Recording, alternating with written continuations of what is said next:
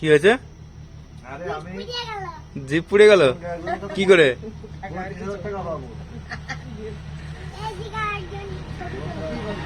খা খা।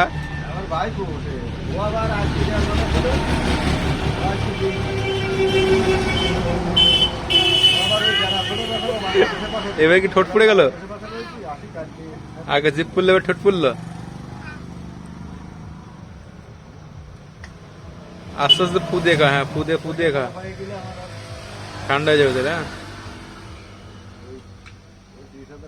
কেমন হয়েছে রে চা? কেমন হয়েছে? জিপ পুড়ে যাচ্ছে খালি। ভালো হয়েছে চা? ভালো হয়েছে? কেমন হয়েছে? খুব টেস্টি হয়েছে। আমার পুচকে